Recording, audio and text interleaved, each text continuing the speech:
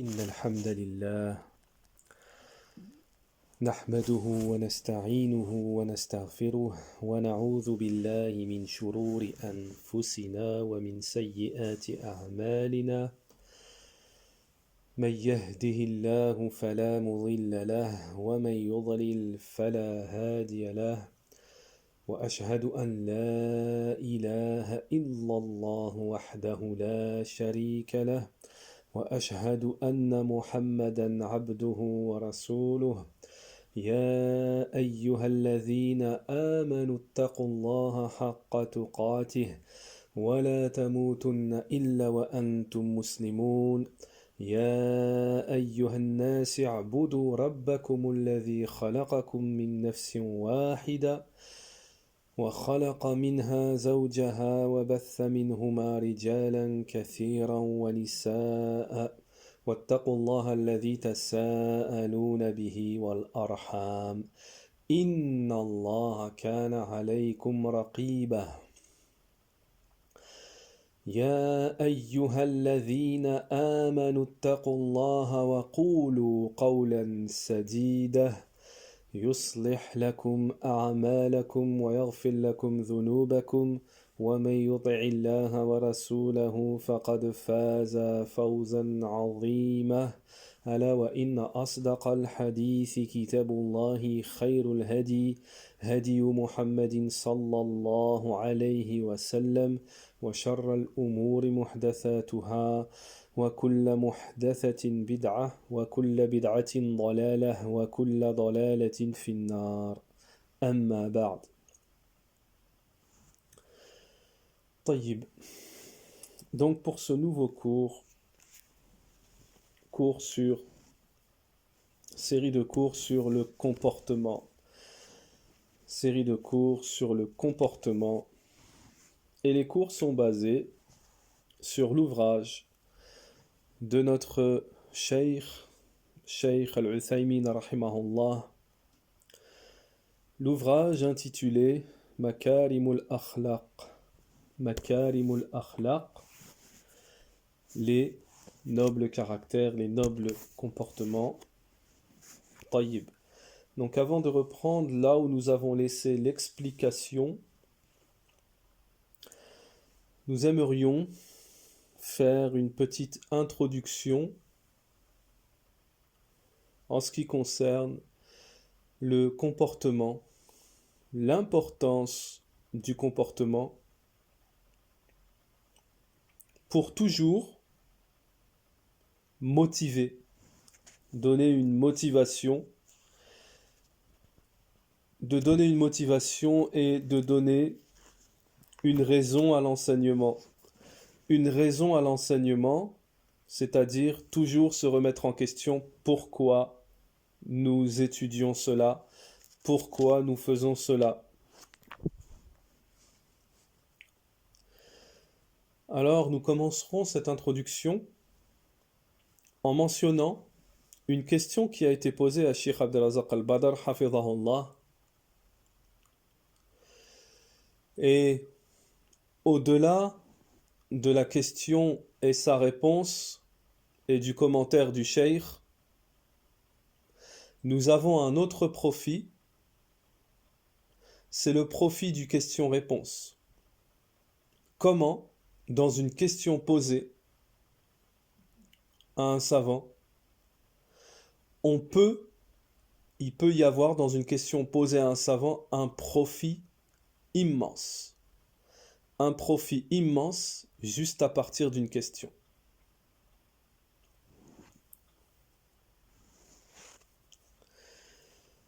Il a été posé la question à Cheikh Abdelrazak Al-Badr, hafidhahullah, par une personne, donc c'est Cheikh Abdelrazak Al-Badr qui rapporte cela dans un de ses cours, qu'une personne non musulmane qui vivait dans un endroit, dans une ville, dans un quartier musulman. Donc lui, il n'est pas musulman, il est mécréant. Et il est entouré de musulmans. Quand il dit au Cheikh, donc à Cheikh Abdelrazak al-Badr, quand il lui dit Cheikh,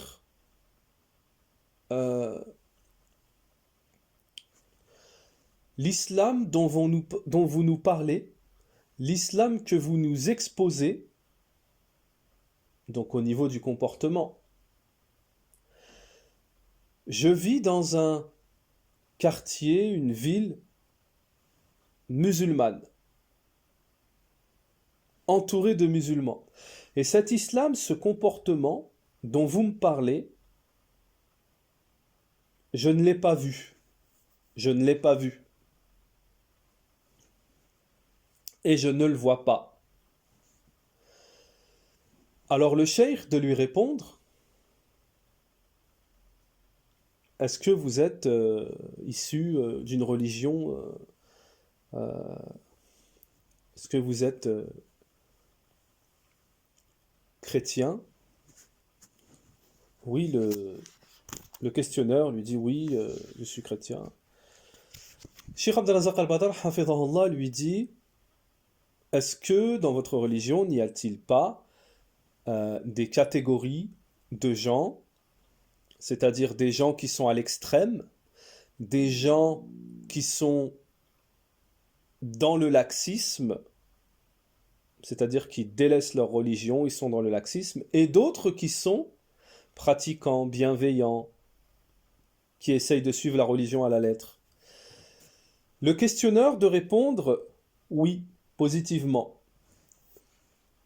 Ensuite, Cheikh Abdelrazak al-Badr lui dit, eh bien, dans notre religion, c'est la même chose. Vous trouverez des gens qui sont laxistes, qui délaissent la religion, le comportement. Cela ne se reflète pas sur eux. Et vous avez des gens qui pratiquent ce comportement, qui pratiquent la religion à la lettre. Et Cheikh Abdelrazak al-Badr, hafidhahullah, Cheikh Abdelrazak al-Badr, hafidhahullah, mentionne une parole, il mentionne une parole qui a été dite par un musulman converti. Cheikh Abdelrazak al-Badr nous dit, je ne me souviens plus de qui a dit cette parole. Je ne me souviens plus de qui a prononcé cette parole. Donc nous savons qui a prononcé cette parole, mais l'important ici, ce n'est pas qui a prononcé cette parole.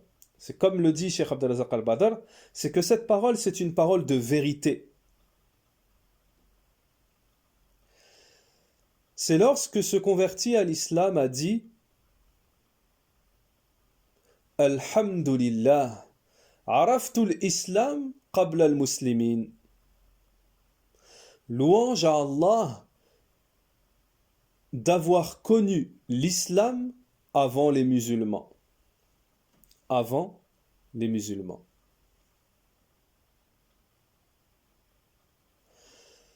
Alors, à partir de cela, nous devons tous, il nous est nécessaire à tous de faire des efforts dans le comportement et d'essayer d'éradiquer cette maladie qu'est le mauvais comportement. Car le bon comportement a une immense influence sur autrui, qu'il soit musulman, qu'il soit mécréant. Le bon comportement a une influence directe sur autrui. Et le mauvais comportement a une influence directe sur autrui. Et le mauvais comportement a une influence directe et négative sur autrui. Le bon comportement a une influence positive et le mauvais comportement a une influence négative. Et comme vous le savez, cela ne vous échappe pas,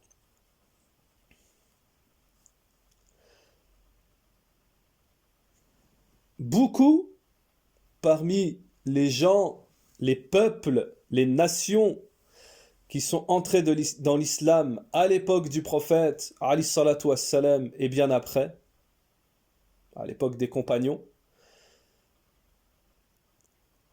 la cause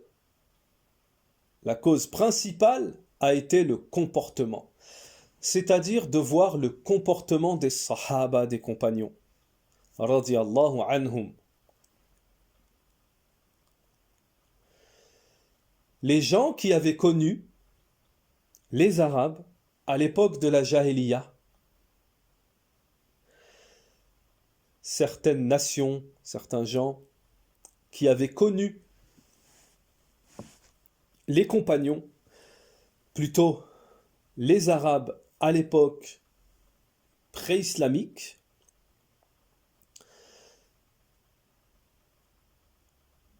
se posaient la question,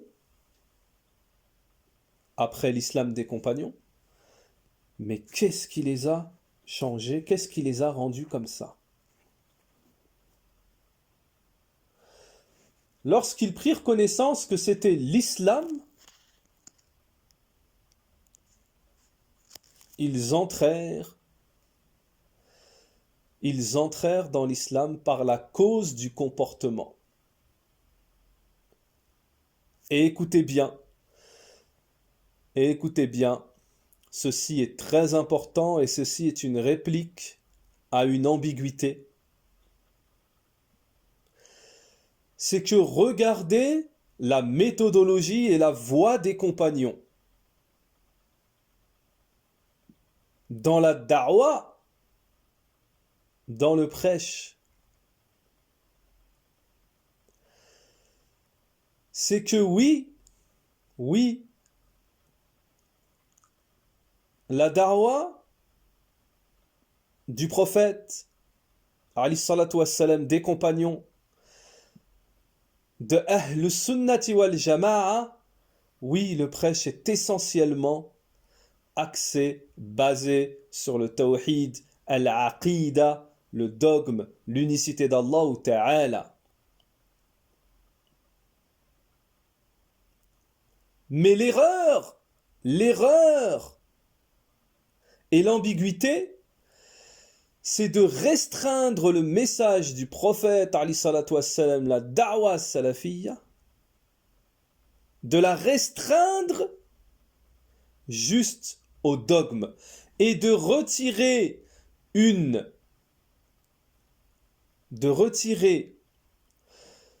importance, un message religieux, le retirer de l'islam, qui est le comportement. Comme nous le dit notre prophète, alayhi salatu wassalam, j'ai été envoyé, bu'ithtu, li itmam makarim al-akhlaq. J'ai été envoyé pour parfaire les comportements, les nobles caractères.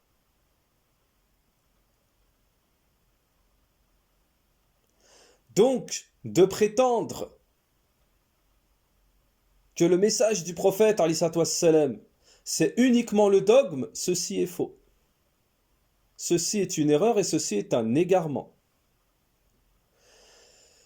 Car dans la darwa des prophètes, dans la darwa du prophète, alayhi salatu wassalam, et dans la transmission des compagnons, il y a eu également, donc essentiellement, oui, le tawhid, al-aqida,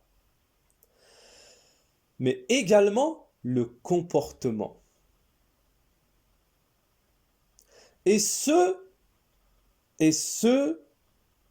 qui prétendent le contraire, regardez où ils en sont. Ceux qui ont prêché le contraire, regardez où ils en sont arrivés. Et regardez l'état de la communauté.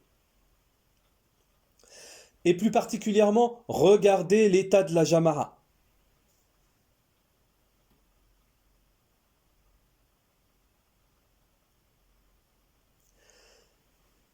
La Jama'a, la plupart, qui aujourd'hui n'a pas eu accès à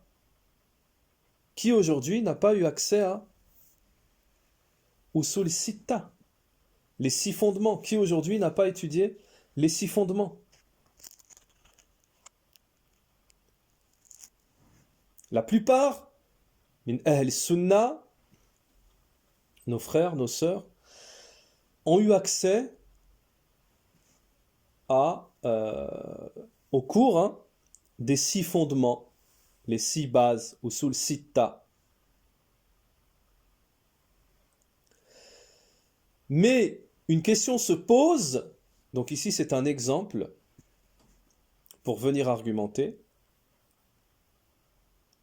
mais tout le monde a étudié les 6 fondements, du moins la plupart, donc tout le monde sait que parmi les 6 fondements, il y a l'union, l'appel à l'union et l'interdiction de se diviser, comme Allah Ta'ala nous l'a ordonné. Et pourtant, la Jama'a est divisée. Et Wallahu A'lam, on n'a jamais été autant divisé.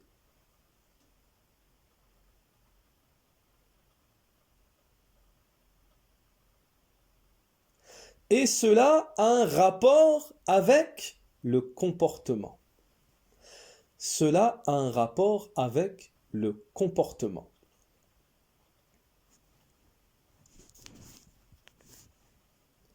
Alors, comme nous l'avons dit précédemment, il est primordial, il y a urgence,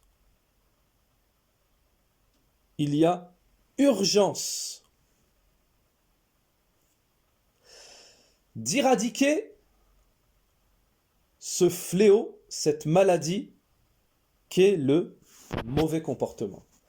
Et on a déjà expliqué dans les cours précédents que lorsque l'on parle de mauvais comportement, cela est général, cela englobe beaucoup de choses.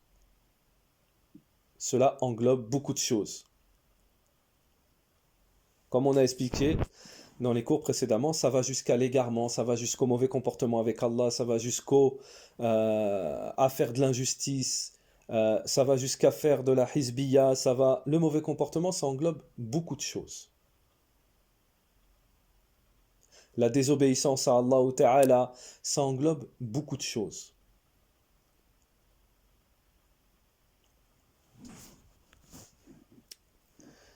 Donc, aujourd'hui, nous constatons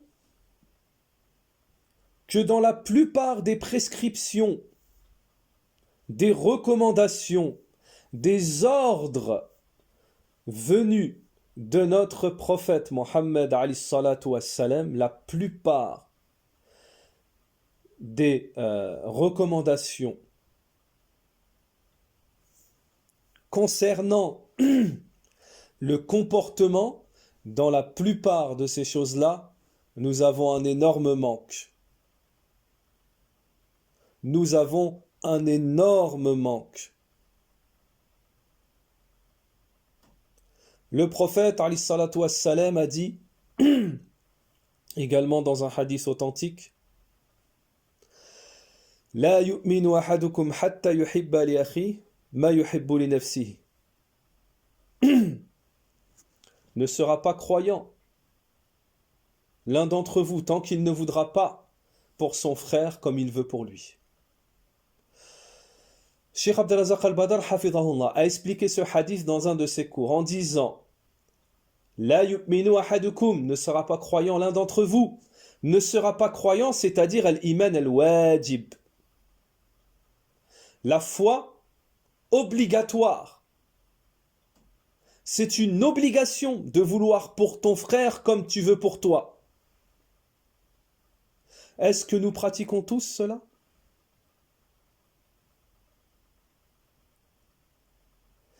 Il y a également, dans un hadith du prophète, le prophète nous a demandé de ne pas nous haïr les uns les autres. Wala tabaghadhu. Ne vous haïssez pas les uns les autres, ne vous détestez pas les uns les autres. Est-ce que la situation d'aujourd'hui ne témoignent pas du contraire? Est-ce qu'elle la réalité, l'actualité aujourd'hui ne témoigne pas du contraire? Le prophète, alayhi salatu wassalam, dans un autre hadith, nous a dit Ala adullukum ala shay'in idha fa'altumuhu tahabbabtum. Ne vous indiquerai-je pas une chose, si vous la faites, vous vous aimerez les uns les autres. Afshu salam bainakum. Passez-vous le salam entre vous. Est-ce que nous mettons en pratique les recommandations de notre prophète alayhi salatu wassalam?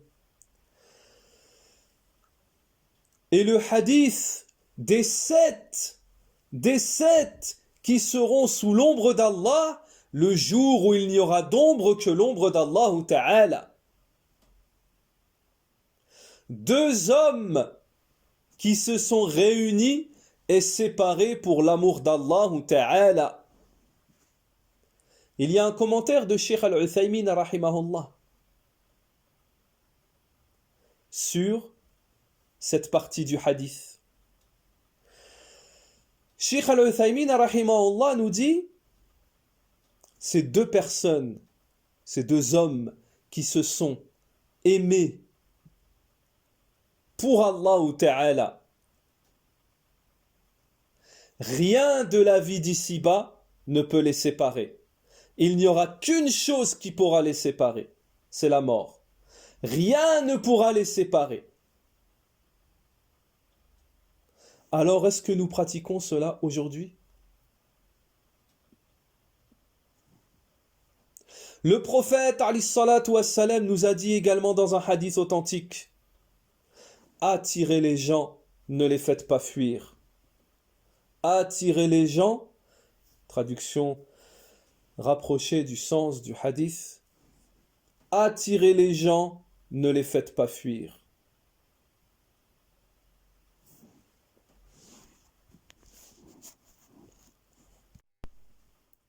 Les savants n'ont-ils pas dit toutefois que la douceur touche une chose, elle l'embellit. Et toutefois,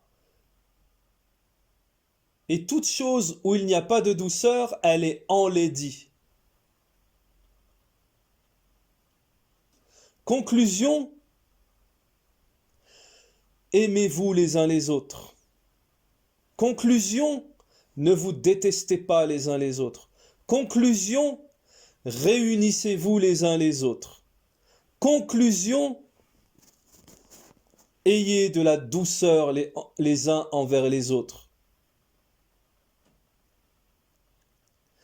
Également, parmi les recommandations, voire les ordres d'Allah Ta'ala et de son prophète alayhi salatu wassalam, une chose qui a été oubliée aujourd'hui, une chose qui a été délaissée aujourd'hui, une chose où les savants ont dit,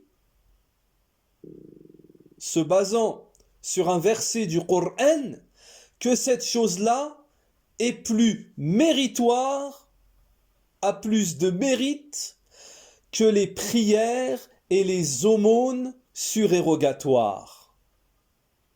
Quelle est cette chose très importante? Allah Ta'ala nous dit dans le Coran: فَأَصْلَحُوا بَيْنَ أَخَوَيْكُمْ, et réunissez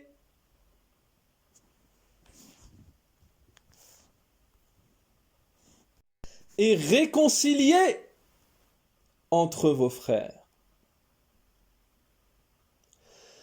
Les ulama nous disent que la réconciliation, al-islah, entre les gens, c'est-à-dire de réconcilier entre les gens, lorsqu'ils ont des dilemmes, des discordes et autres, ceci a plus de mérite que les aumônes, les salawats et les jeûnes surérogatoires. Aujourd'hui, lorsque l'on voit la division, est-ce qu'on s'enfonce et on entre tête baissée dans la division, ou est-ce qu'on essaye de réconcilier?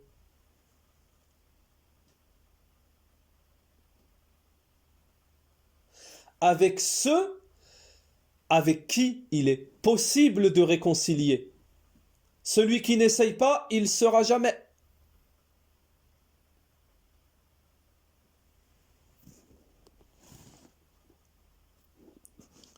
Donc, cette petite introduction,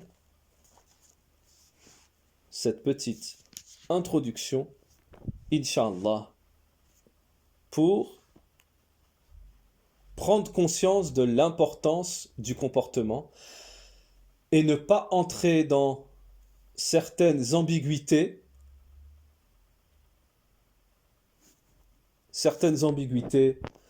de dire oui, ceux qui insistent sur le comportement, ceux qui insistent sur le comportement, ceux qui enseignent le comportement, ce n'est pas la darwa des gens de la sunna, c'est la darwa de la hizbiya, etc., etc.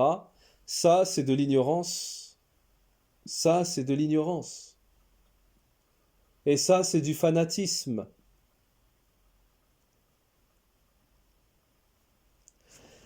Car, pourquoi la plupart des grands savants ont des ouvrages alors sur le comportement? La réalité, oui, c'est de dire que celui qui base essentiellement et qui fait que ça et qui dit c'est la première chose à enseigner, c'est le comportement, là on dira ça c'est pas darwa ahl sunnati wal jama'a. Ça c'est pas la darwa salafiyya. Parce que comme vous le savez et comme nous l'a enseigné notre messager alayhi salatu wassalam, la base, la première chose, d'ailleurs c'est le premier pilier, et c'est la première chose qu'Allah Ta'ala nous a demandé d'apprendre, c'est l'unicité d'Allah Ta'ala. Donc, le prêche des gens de la sunna, il est essentiellement basé sur le tawhid ou l'aqidah. Mais quelqu'un qui est mal intentionné, il va prendre cette règle,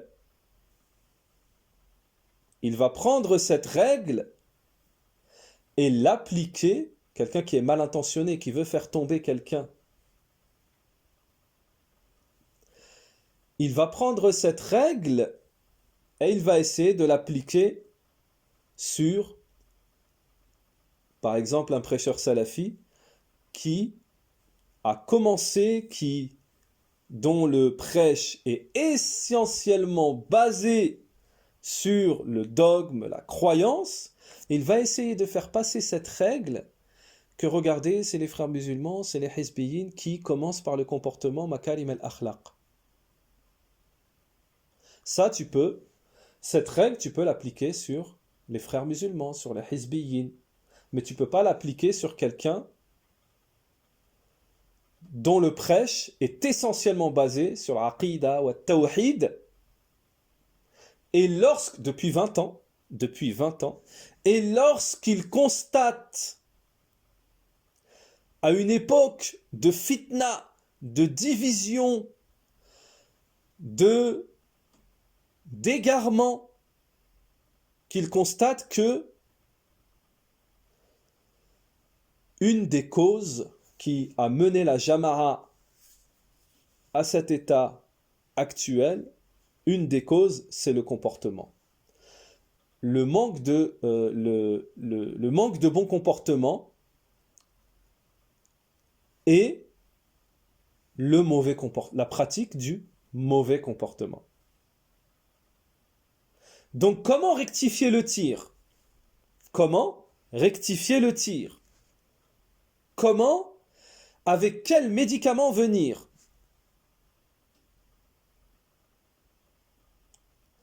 C'est avec l'enseignement du bon comportement. C'est avec un enseignement basé sur le bon comportement. Car comme nous l'avons expliqué à plusieurs reprises dans les cours de la parure de l'étudiant,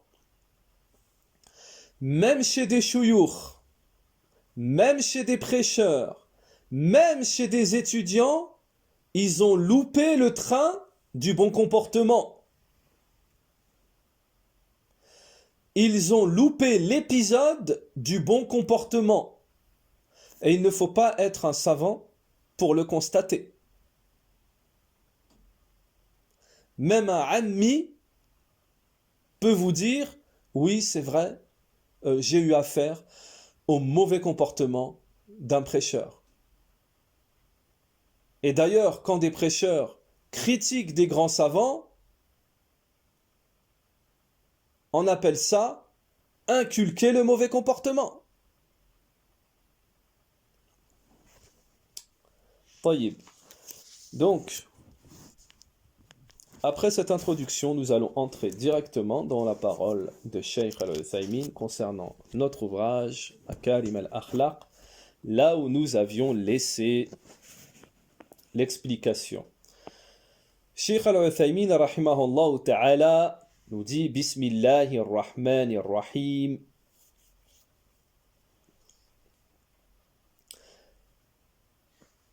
L'acquisition, la réception, donc on avait dit dans le cours précédent qu'en ce qui concerne le bon comportement avec Allah subhanahu wa ta'ala, il y avait, on avait dit, il y avait trois choses concernant le comportement avec Allah subhanahu wa ta'ala.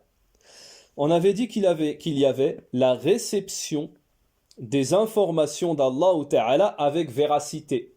Et nous l'avions expliqué. Aujourd'hui, nous nous étions arrêtés, donc nous allons reprendre au deuxième point aujourd'hui, la réception des jugements d'Allah ta'ala, et l'exécution de ces jugements et la conformité, se conformer à ces jugements, les jugements d'Allah ta'ala.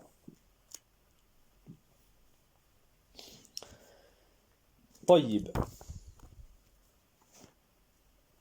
Cheikh Al-Uthaymin rahimahullah ta'ala nous dit, en ce qui concerne la réception du jugement d'Allah ta'ala et l'acceptation de celui-ci, et l'exécution de ces jugements, il ne faut pas rejeter quoi que ce soit. Donc il ne faut rejeter quoi que ce soit des jugements d'Allah. فإذا رد شيئا من أحكام الله فهذا سوء الأخلاق plutôt سوء الخلق مع الله عز وجل.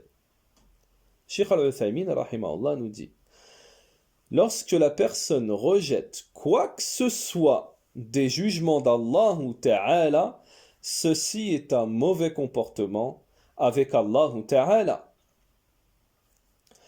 Que la personne ait pratiqué un rejet où elle se désavoue, un rejet de désaveu dans le jugement, c'est-à-dire je désavoue ce jugement, ou alors que cette personne ait rejeté le jugement d'Allah Ta'ala par orgueil. L'orgueil dans la pratique. Son orgueil l'empêche de mettre en pratique le jugement d'Allah Ta'ala. Ou que cette personne, nous dit Cheikh Al-Uthaymin, ait rejeté le jugement d'Allah Ta'ala par négligence dans la pratique. Tout cela, nous dit Cheikh Al-Uthaymin, est un rejet, une négation du bon comportement avec Allah subhanahu wa ta'ala. Alors, pour éclairer un peu plus ceux qui n'auraient pas compris, nous nous permettons de faire une parenthèse et de dire Cheikh Al-Uthaymin rahimahullah nous dit ici que si une personne rejette, refuse, quelle que soit la raison, et le Cheikh donne des exemples concernant le rejet, le refus, que ce soit par rejet, orgueil, désavoué, par négligence, quelqu'un qui rejette un jugement parmi les jugements d'Allah ou Ta'ala. Alors cela sera considéré comme un mauvais comportement avec Allah subhanahu wa ta'ala. Et Cheikh Al-Uthaymin rahimahullah va nous donner un exemple. Cheikh Al-Uthaymin rahimahullah cite ici un exemple.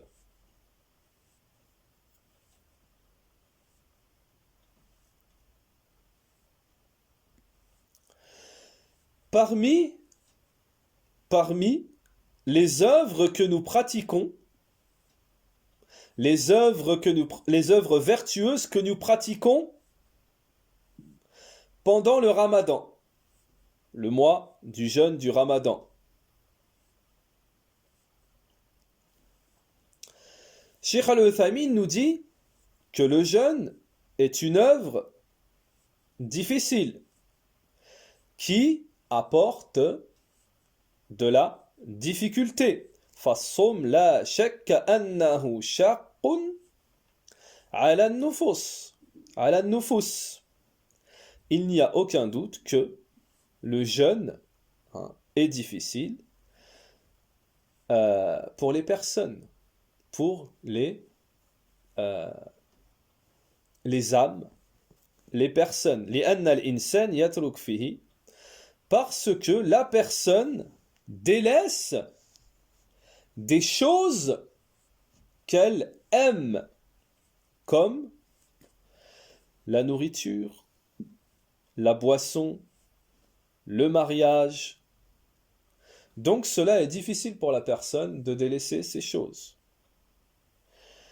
Mais le croyant qui a le bon comportement avec Allah subhanahu wa ta'ala accepte cette charge. Ou alors, Cheikh Al-Uthaymin nous dit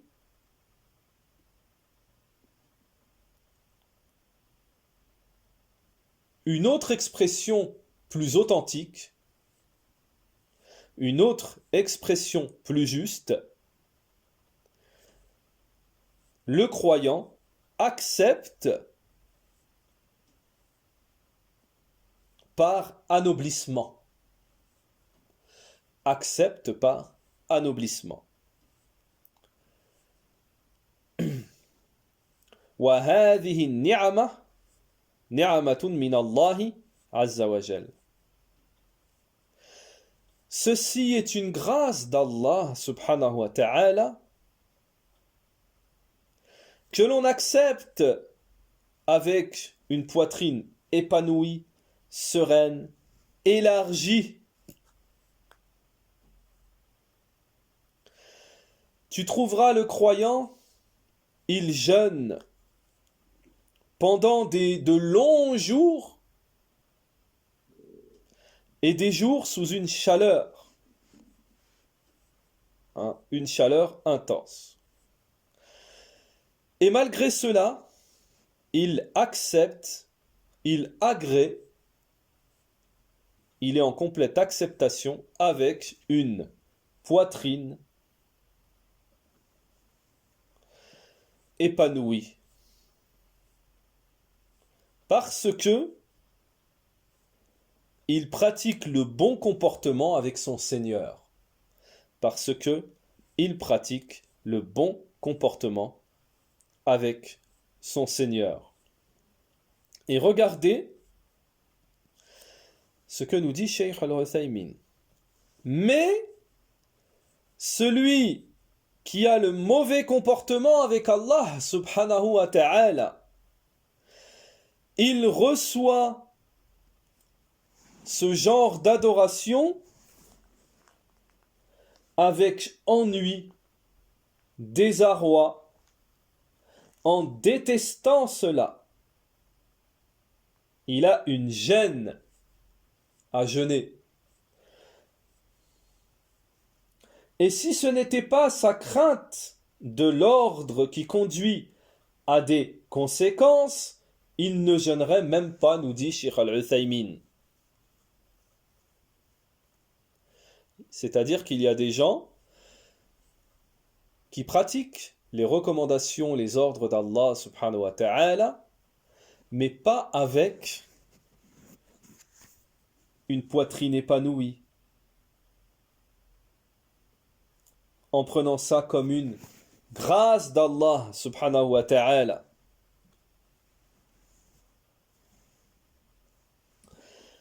ومثال آخر Cheikh Al-Uthaymin nous dit un autre exemple, as-salat. As-salah. Cheikh Al-Uthaymin nous dit la prière. فهي لا شك أنها ثقيلة على بعض الناس. Cheikh Al-Uthaymin nous dit il n'y a aucun doute que la prière est lourde pour certaines personnes. Elle est lourde pour les hypocrites. La prière, elle est lourde pour les hypocrites. كما قال النبي عليه الصلاة والسلام أثقل الصلاة على المنافقين الصلاة العشاء وصلاة الفجر. Comme nous l'a dit notre prophète alayhi salatu wassalam,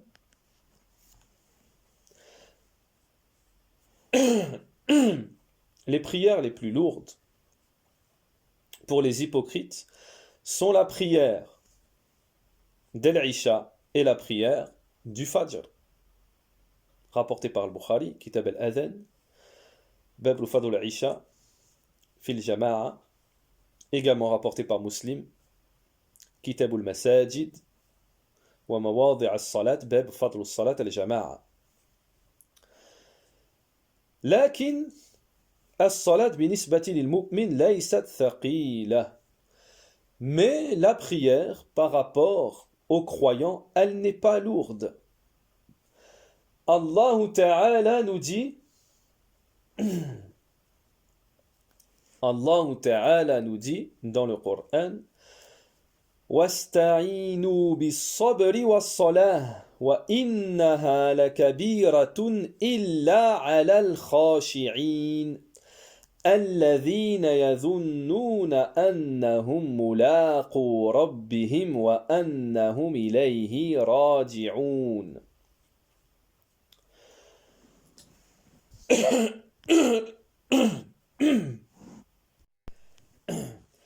Et chercher le secours dans l'endurance et la salat.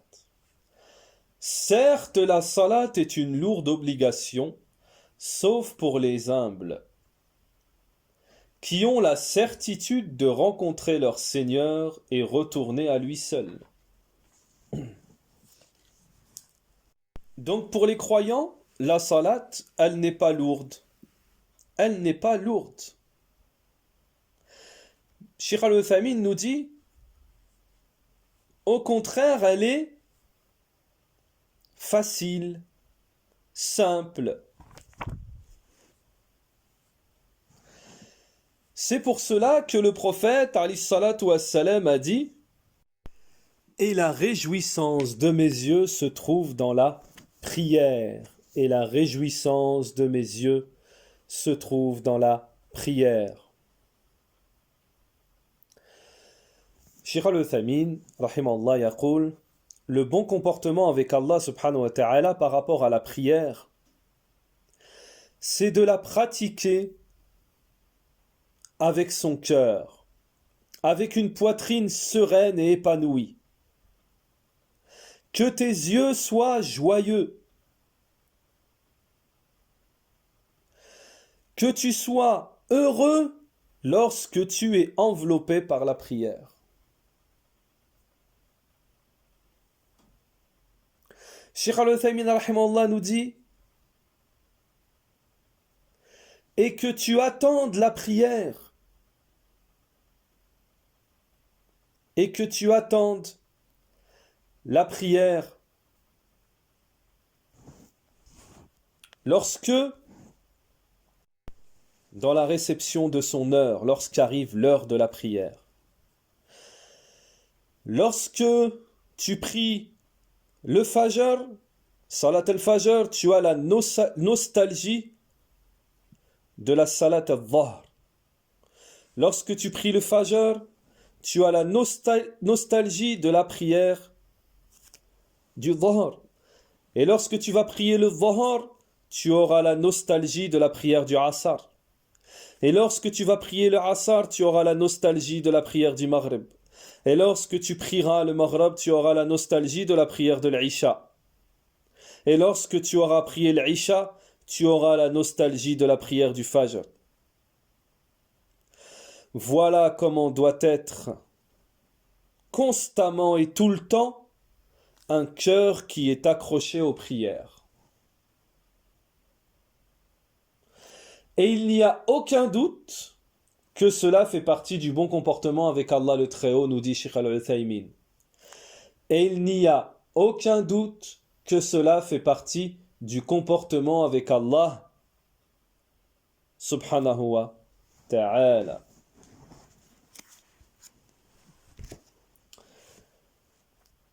Cheikh Al-Uthaymin rahimahullah nous donne un troisième exemple. Regardez l'importance de se conformer au jugement d'Allah Ta'ala, de les exécuter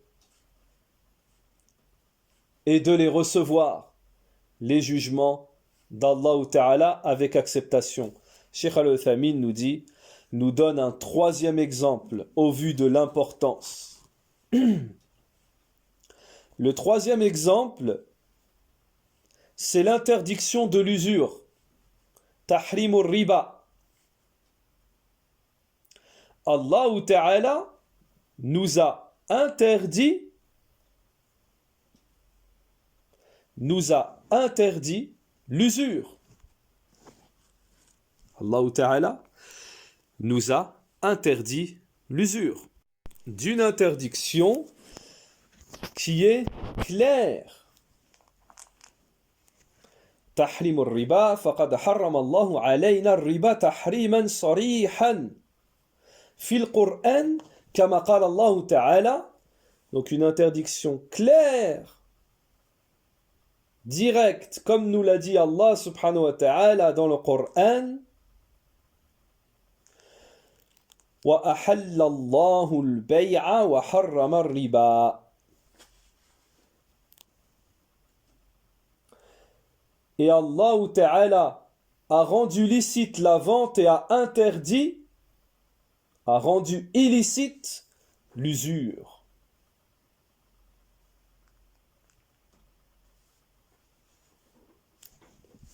Allah subhanahu wa ta'ala nous dit également dans le Coran فَمَنْ جَاءَهُ مَوْعِظَةٌ مِّن رَّبِّهِ فَانْتَهَى فَلَهُ مَا سَلَفَ وَأَمْرُهُ إِلَى اللَّهِ وَمَنْ عَادَ فَأُولَئِكَ أَصْحَابُ النَّارِ هُمْ فِيهَا خَالِدُونَ.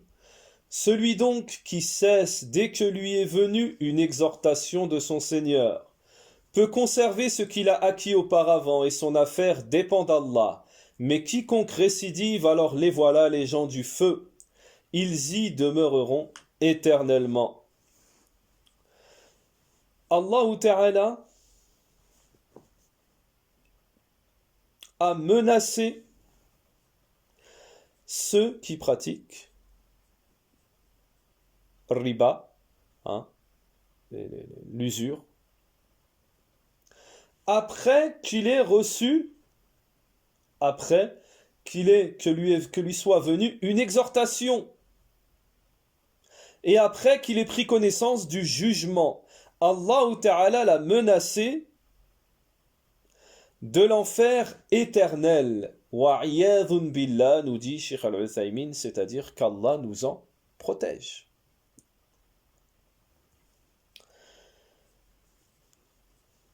Le croyant accepte ce jugement. Le croyant accepte ce jugement en étant épanoui, heureux, avec agrément, acceptation. Tandis que le croyant, il ne l'accepte pas.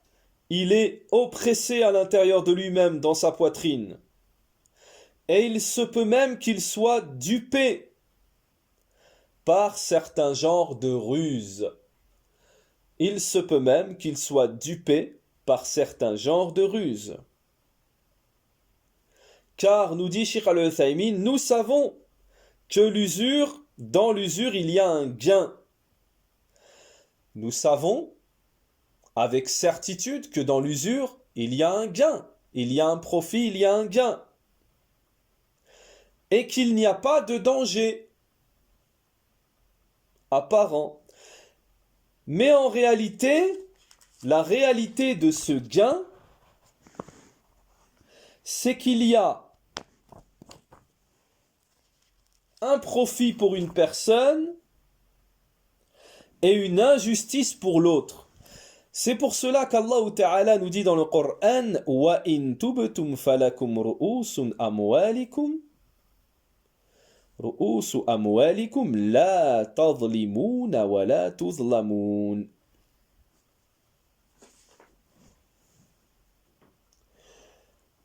Et Allah Ta'ala nous dit dans le Coran, et si vous vous repentez, vous aurez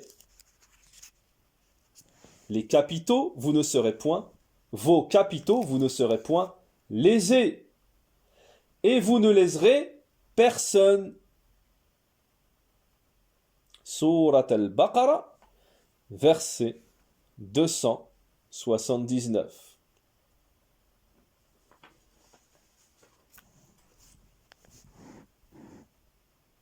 Alors,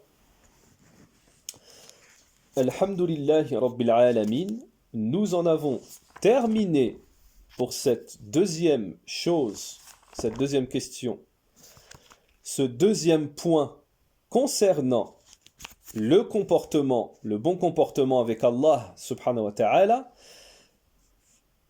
Dans le prochain cours, Inch'Allah, nous expliquerons le point numéro 3, c'est de recevoir le décret, la prédestinée, d'Allah, ce qu'Allah a décrété, prédestiné, avec acceptation, agrément et patience.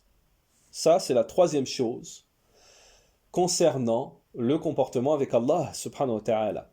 En ce qui concerne le deuxième point que nous venons d'expliquer aujourd'hui dans ce cours, nous avons une faïda, un dernier point pour clôturer. Une faïda ici. Il se peut que l'on ait un mauvais comportement avec Allah subhanahu wa ta'ala et qu'on ne le sache pas, selon les différentes manières citées par le cheikh ici. Car cela est vaste, les jugements sont nombreux. Donc, il nous incombe, il nous est nécessaire et obligatoire d'apprendre les jugements, tout ce qui concerne les jugements d'Allah Ta'ala, et de ne pas les rejeter, d'accepter tous les jugements d'Allah subhanahu wa ta'ala pour essayer d'acquérir de mettre en pratique le bon comportement avec Allah subhanahu wa ta'ala. سبحانك اللهم وبحمدك وأشهد أن لا إله إلا أنت وأستغفرك وأتوب إليك